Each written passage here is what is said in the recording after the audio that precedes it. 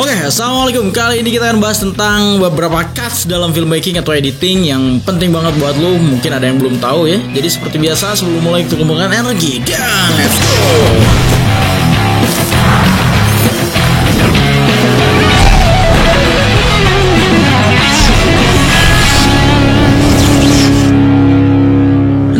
Kita langsung masuk aja ke yang pertama, nggak usah lama-lama. Kita akan bahas tentang cuts dalam editing video yang mungkin lo banyak yang belum tahu. Oke, sedikit disclaimer bahwa video ini gue ambil inspirasinya dari beberapa youtuber di luar negeri juga gitu ya, dari Parker Wallback lah, dari Shutterstock dan lain sebagainya. Gue rangkum jadi satu di sini dan semoga bisa bermanfaat buat lo semua. Oke, yang pertama adalah standard cut ya.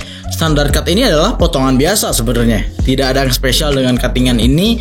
Jadi yang penting potongannya itu tetap nyambung dengan story-nya gitu. Yang misalkan lu punya 3 shot dan lu satuin bersamaan. Misalkan contohnya kayak gua kayak begini.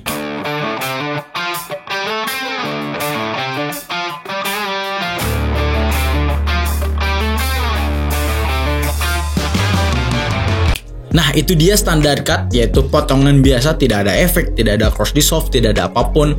Intinya potong ke take berikutnya gitu. So, kita langsung maju ke yang kedua. Yang kedua adalah jump cut. Jump cut ini digunakan buat menghilangkan kesalahan-kesalahan dalam syuting ataupun bisa dipakai mempercepat keadaan dalam sebuah video yang durasinya terlalu panjang. Gimana maksudnya? Pusing ya. Oke, misalkan gue lagi ngomong nih, terus gue salah atau lupa gitu ya. Terus gue lanjutin lagi. Nah,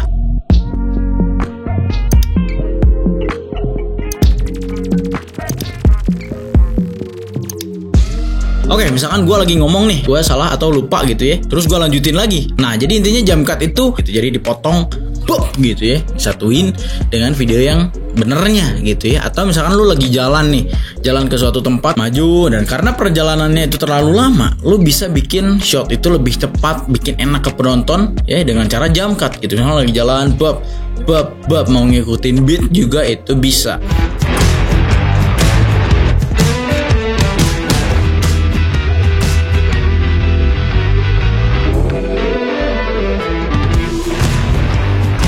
Intinya memotong sesuatu yang lebih pantas dipotong gitu, bagusnya dipotong, jadi biar lebih cepat story-nya lebih nyampe. Men, marketnya di depan. Oh, di depan. Di biasa ya kali. Ah, itu aja. Siapa? Gitu. Jadi nggak ngabisin durasi terlalu lama yang tidak penting. Oke, itulah jump cut ya. Kita langsung masuk ke nomor 3. Nomor 3 adalah L cut dan J cut. Apa ini? Ini adalah cutting favorit gue sebenarnya. Nah, jadi misalkan gue lagi ngomong di sini. Oke, jadi kita lagi di luar, kita lagi praktekin L cut dan juga J cut. Ya, jadi seperti itulah L cut dan J cut. Nah, itu adalah J cut dan L cut. Jadi suara gue masih ada ketika videonya berganti. Itulah L cut. Bentuknya kayak gimana? Bentuknya kayak gitu ya. Jadi scene baru udah dateng, tapi audio suara gua masih ada. Nah, itu kenapa disebutnya L cut, karena bentuknya kayak begitu, L cut. Nah, di ending gua kasih J cut. J cut itu karena bentuknya kayak huruf J. Audio gua muncul duluan ya, terus gambarnya masih tersisa. Itulah kenapa bentuknya J cut. Lalu nyambung lagi ke gambar gua seperti ini. Jadi misalkan gua lagi ngomong di sini. Oke, jadi kita lagi di luar, kita lagi praktekin L cut dan juga J cut. Ya, jadi seperti itulah L cut dan J cut. Nah, jadi sesimpel itu aja. Kayak gue tadi ngomong di luar, itu disambung dengan J cut. Apapun lah, mau video vlog YouTube, mau bikin dokumenter, mau apapun, lu bisa sesuaiin aja dengan story videonya. Oke. Jadi gimana nih Ki? Alat udah gila semua nih, lighting, kamera, YouTube viewernya. Jadi ide lu gimana ide lu nih? Kalau dari gue sih Pak, sekarang kan lagi musim tuh, bikin video pakai HP doang. Gimana? Video pakai HP? Iya. Gila, keren juga sih. Cobain lah. Cobain gas. Oke, gas. Nah, nomor 4 adalah cross cut. Cross cut ini adalah 2 shot dengan timeline waktu yang berjalan sama ya.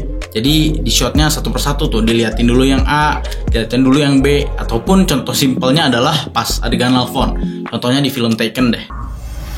Oh my god, they got Amanda. What? What are you talking about? Kimmy, let's go. Nah, kayak begitu, itu adalah cross cut. Jadi bisa lo pakai buat nyeritain story yang bikin tegang, pakai cross cut via telepon kayak atau shot yang lain. Contoh ceritanya kayak gini, misalkan gue dapet paket dan paket itu ternyata HP baru nih, gratis gitu, tulisannya hadiah. Pas gua buka ternyata beneran HP. Tapi dari luar, di shot yang lain nih, di shot kedua, teman gua lagi lari menuju ke studio gua untuk ngasih tahu bahwa HP itu adalah bom misalkan nih. Nah, itulah contohnya pakai crosscut gitu. Jadi bisa diliatin 2 shot dengan timeline yang sama, tapi diliatinnya satu persatu. Itulah crosscut. Nah, nomor 5 adalah cut on action. Cut on action ini adalah perpindahan shot dari shot pertama ke shot kedua, yang penting ceritanya tetap sama. Contoh simpelnya adalah orang pas dia ceritanya mau buka pintu, diliatin tuh tangannya buka pintu. Nah, itu adalah cut on action. Jadi actionnya apa? Di-cut ke action itu. Actionnya buka pintu gitu ya.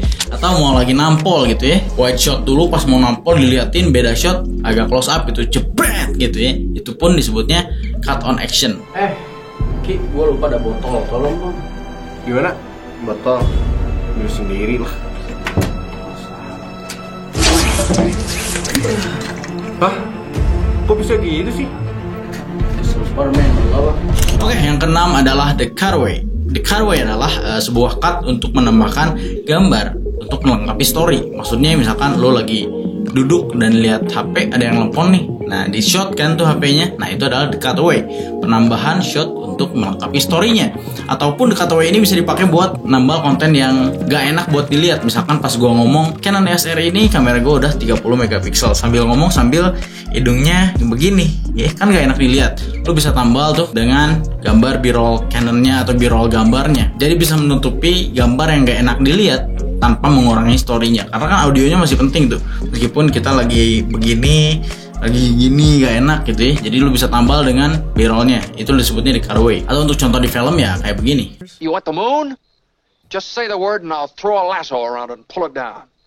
Hey, that's a pretty good idea. Nomor 7 adalah match cut. Match cut ini sebenarnya mirip kayak jump cut. Cuman bedanya match cut itu di shot 1 dan kedua itu punya gerakan yang sama. Jadi contohnya kayak gini lah. Misalkan lagi di luar rumah terus clap, bam, tiba-tiba masuk di dalam studio, itu pun sama termasuknya match cut. Dan banyak juga travel video pakai cara kayak gitu.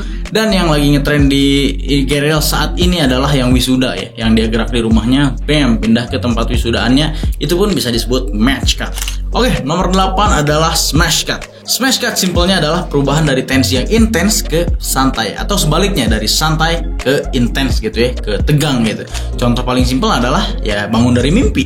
Misalkan lu lagi dikejar setan atau gimana dan tiba-tiba gue pengen cerita di tahun 2018 gue masih jaga rental, 2019 masih awal warawirinya YouTube, belum ada duitnya, 2020 pun perjuangan ya, dan 2021, 2022 dapat 2 digit, dan 2023 sekarang udah 500 juta sebulan. Alhamdulillah ya. Dan target tahun depan semoga 1 M per bulan ya.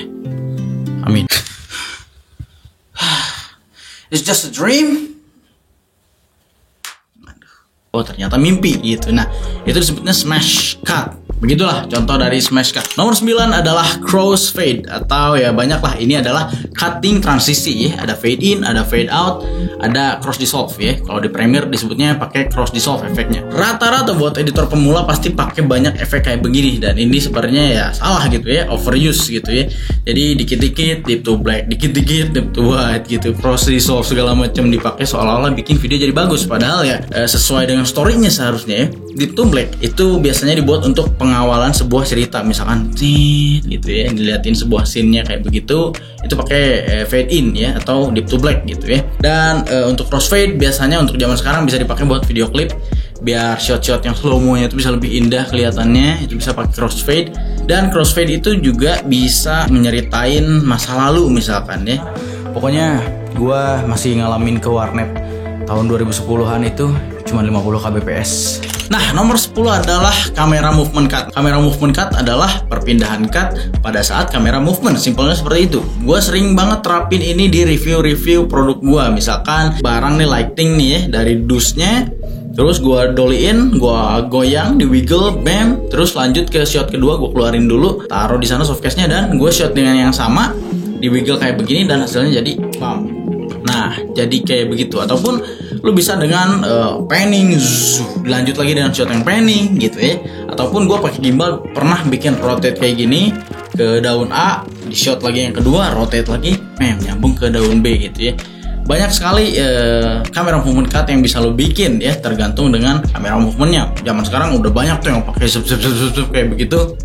ya seamless transition lah, jadi seamless kelihatannya dengan kamera movement cut. Sebenarnya itu adalah 2 shot yang disatuin seolah-olah jadi satu shot. Itulah kamera movement cut. Oke, nomor 11 adalah the invisible cut. Sama, ini pun datang kayaknya modern-modern lah ya. Contoh paling simpelnya adalah camcorder paling sering bikin kayak gini, yang tadinya orang lagi di laut lagi surfing, tiba-tiba pas main ke atas, kameranya naik ke atas, tiba-tiba di gunung gitu ya.